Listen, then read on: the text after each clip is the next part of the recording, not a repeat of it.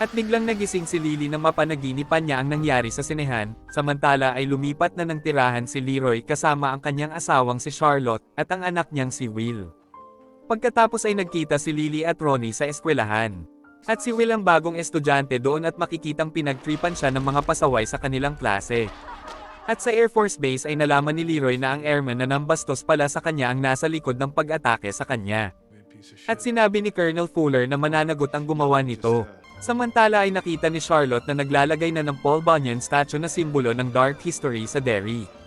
Samantala kila Ronnie ay nakikipagtalo ang kanyang ama sa kanyang lola dahil natatakot ang kanyang ama na baka siya ang mapagbintangan sa mga pagpatay sa mga bata sa sinehan. Pagkatapos ay biglang umuga ang kama ni Ronnie sa kwarto. At tila napunta siya sa sinapupunan ng isang ina na may panubigan. At nang makalabas ay nalaman niya na nasa loob pala siya ng tiyan ng kanyang ina. At sinabi nito na mamamatay din ang tatay mo. At pagkatapos ay hinila siya nito sa pamamagitan ng umbilical cord na nakakabit sa kanyang pusod. At pagbuka ng bunganga sa tiyan ng kanyang ina ay nakita niya si Pennywise, kaya't agad niyang kinagat ang kanyang umbilical cord upang makatakas. At pagkadating ng kanyang ama ay biglang nawala na ang ina niya na naging isang demonyo, samantala sa school canteen ay sinabi ni Ronnie kay Lily ang nangyari. At nalaman niya na hindi pala sinabi ni Lily na isang inosente ang kanyang ama na si Hank.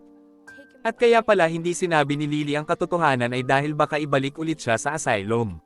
Kaya't pinagsabihan sila ng teacher nang magalit si Ronnie kay Lily. Pagkatapos ay pinatawag ni Chief Bauer si Lily, at dahil sa takot na siya ang mapagbintangan, at ibalik siya sa asylum ay sinabi ni Lily na hindi siya sigurado kung nasa sinehan ang ama ni Ronnie na si Hanks. At dahil dito ay hinuli na ng mga pulis si Hank.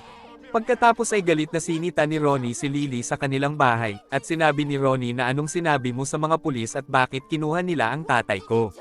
Samantala sa base ay hinarap ni Leroy si Sergeant Masters. Pinatunayan niya na isang inosente si Masters dahil hindi nito kayang gamitin ang baril na ginamit sa pag-atake sa kanya nung gabi. Pagkatapos ay inamin ni General Shaw na siya ang may kagagawan ng pag-atake, at ito ay isa niyang pagsubok upang malaman niya kung gaano siya katapang. At kaya pala ay dahil may sikreto siyang gagawin, at naniniwala siya na si Leroy lang ang makakagawa nito. Samantala habang namimili sa grocery si Lily ay nakita niya ang mga namatay niyang mga kaibigan sa kahon ng mga cornflakes. At sa isang garapon ng pickles ay nakita niya ang putol na ulo ng kanyang ama. At nang magbagsakan ng mga garapon at nang makalabas ang kanyang ama, ay biglang sinabi ng may-ari sa kanya na ano ba ang nangyayari sa'yo Lily. At nakakatakot na pangitain lang pala niya ang lahat. Pagkatapos ay dinala na siya ng kanyang ina sa asylum ng Juniper Hill kahit na ayaw niya.